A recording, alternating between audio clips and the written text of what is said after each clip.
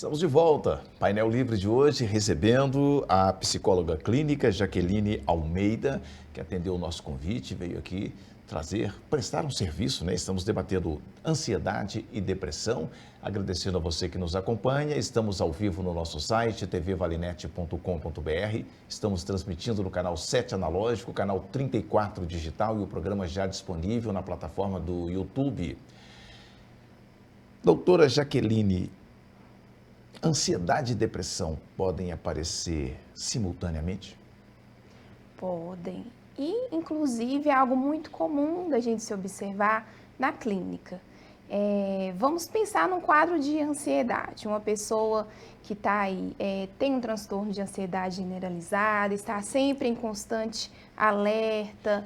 É aquela pessoa que não para, não desliga nenhum minuto.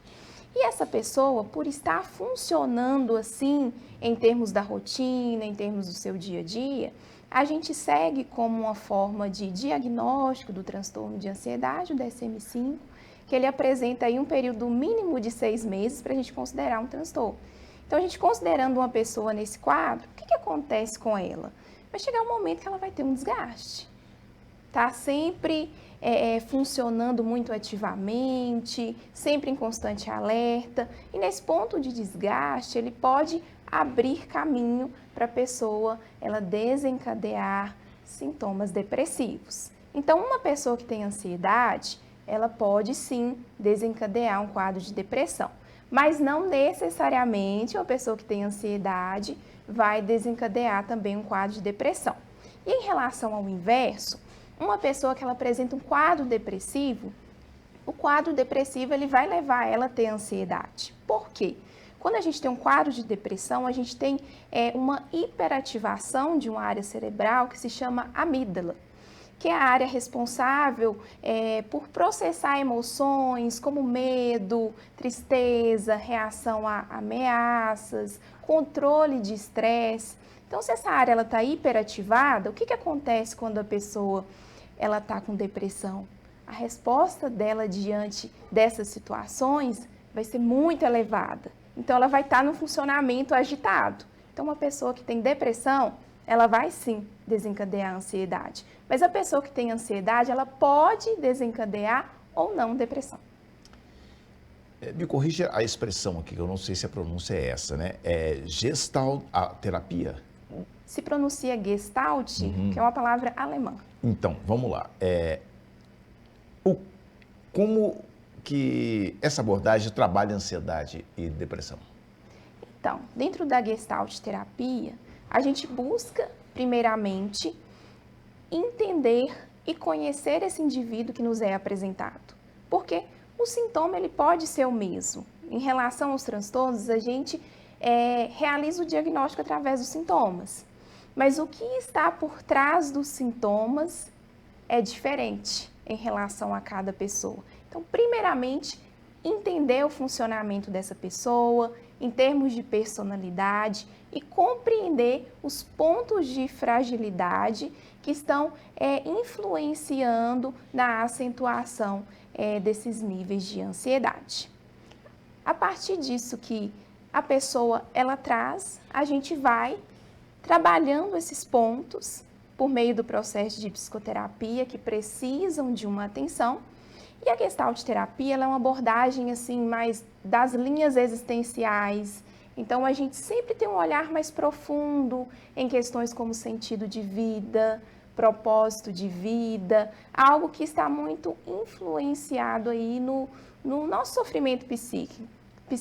Então, o que gera sofrimento está muito relacionado à forma como a gente lida conosco e com as situações da vida aí de uma forma geral. Em que situações a combinação de psicoterapia e medicação ela é recomendada? A psicoterapia ela é essencial diante de todas as situações emocionais. Eu vou até abrir um parêntese nesse sentido, não somente na questão de tratamento. Às vezes a gente pensa no sentido de que eu estou mais agitado, estou apresentando sintomas de ansiedade, preciso fazer um acompanhamento. É importante, mas a gente precisa pensar inicialmente na prevenção. A psicoterapia nos possibilita ter esse cuidado com a gente, nos conhecer profundamente e a partir disso que a gente vai conseguindo alinhar a nossa vida, nos preencher emocionalmente com coisas que de fato façam sentido, com aquilo que de fato a gente quer alcançar na nossa vida. E a gente considera aí que é importante conciliar as duas áreas quando a pessoa está apresentando sintomas muito intensos que estão prejudicando a rotina. Por exemplo, um paciente que chega apresentando sintomas acentuados de ansiedade e ele não dorme.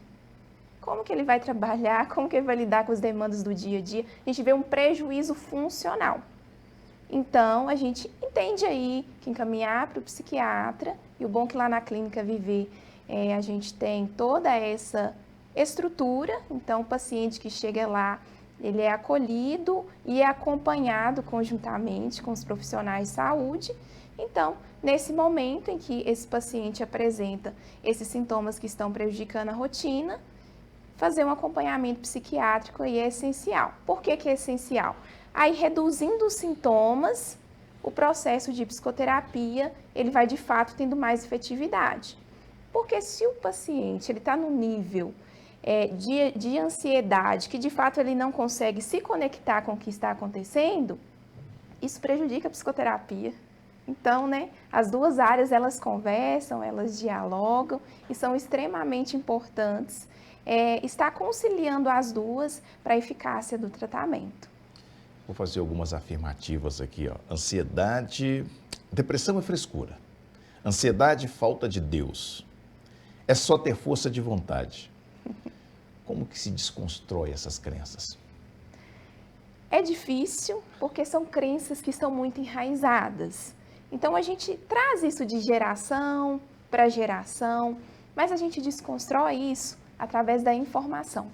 Muitas pessoas apenas reproduzem aquilo que chega até elas. Uma pessoa que fala que ansiedade é frescura, ela não tirou isso do nada. Com certeza, diante de situações e vivências, ela já ouviu pessoas, teve contato com situações que fez ela também acreditar nisso. Então, é a gente de fato nos informando. E por isso a importância de um momento assim, para as pessoas elas terem acesso a uma informação de verdade. O que a gente precisa entender? A ansiedade, ela é uma reação natural do nosso corpo e quando ela se apresenta em níveis acentuados, é o nosso corpo querendo nos dizer que tem questões internas que a gente precisa dar atenção. É isso. No primeiro bloco, você trouxe aqui umas informações que me chamou a atenção. Sim. De mudanças. Uma criança, por exemplo, que está mudando o comportamento, o idoso, na questão de pertencimento, de aceitação. Isso. E a gente está vivendo numa época de muita tecnologia, em que a gente teve que se adaptar às telas, sim, de adaptar a um novo meio tecnológico. E, de repente, talvez a gente tenha que desconstruir isso para sobreviver até, de tanta pressão. Tela é um grande problema? A falta dela é pior?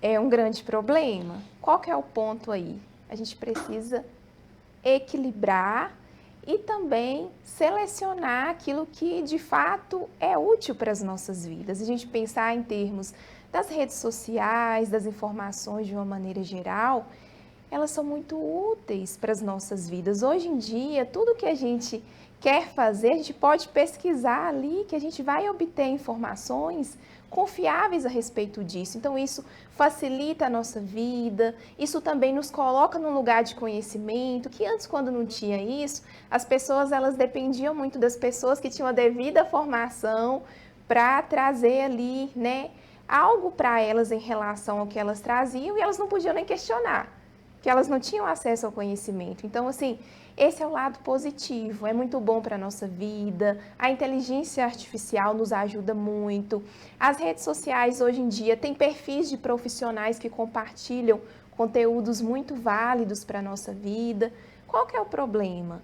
As pessoas elas estão focando na parte podemos dizer, negativa, que traz prejuízos para a nossa vida quando a gente destina uma energia excessiva para isso. Então, assim, se a gente entra nas redes sociais, vê ali alguma informação relevante, muitas vezes de algum profissional, alguma notícia, ótimo. Agora, se ficar ali rolando o feed por horas e horas, o que acontece? Isso contribui para acentuar sintomas de ansiedade e as redes sociais, elas foram programadas para isso. Então, é algo que muitas vezes as pessoas elas não sabem explicar. Elas falam, eu pensei que eu estava aqui 1 hora. Na hora que eu assustei, já passaram 3 horas. Então, o uso das redes sociais ativa um mecanismo de recompensa cerebral através da liberação de dopamina, em que a pessoa ela sente cada vez mais a necessidade de ter esse prazer rápido, essa sensação satisfatória imediata.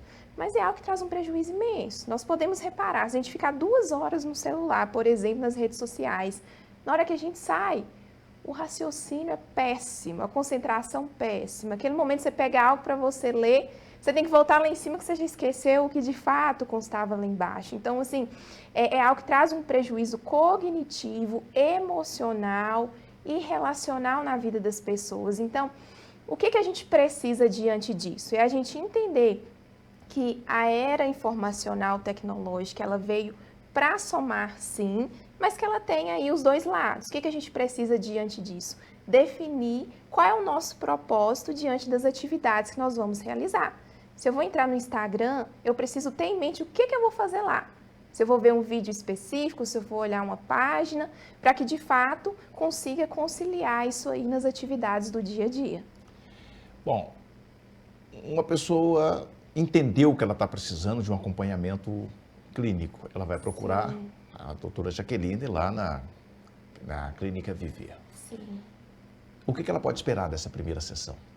Então, o primeiro atendimento é aquele momento de acolhimento do paciente. Então, assim, o paciente ele vai ser acolhido da melhor maneira, diante da sua singularidade, diante da sua individualidade, e vai possibilitar ali de um respaldo técnico, que é essencial diante das demandas que o paciente apresenta. Então, a gente tem essa conciliação dos dois pontos, que é o suporte técnico em termos de formação. Minha especialidade é ansiedade e depressão, então tenho uma formação sólida nessa área que me possibilita auxiliar os pacientes que de fato apresentam essa demanda. E claro que o acompanhamento psicológico é para além disso, é promover um espaço seguro, um espaço acolhedor, para que de fato os pacientes eles sintam-se à vontade para se expressarem, para serem quem eles realmente são. A clínica funciona onde? Funciona na Avenida Getúlio Vargas, número 153A, é ali bem próximo da praça do Largo Dom João. E lá na clínica tem uma equipe de saúde mental. Então, assim, um paciente que chega lá, diante de alguma questão de saúde mental, tem várias especialidades, porque pensar dentro da psicologia é muito ampla e, com certeza, ele terá ali todo o suporte necessário. Se ele não souber de fato qual profissional procurar, ele vai ter ali esse direcionamento diante da demanda apresentada. Doutora, foi um prazer recebê-la, Muito obrigado por atender o nosso convite. Seja sempre muito bem-vinda. O prazer é todo meu. É sempre uma satisfação poder contribuir através aí de informações que são muito importantes para a sociedade. Doutora Jaqueline Almeida, psicóloga clínica, que atendeu o nosso convite. Quero agradecer a você que nos acompanhou. Amanhã estaremos de volta com mais um programa Painel Livre. Obrigado pela sua audiência. Boa noite.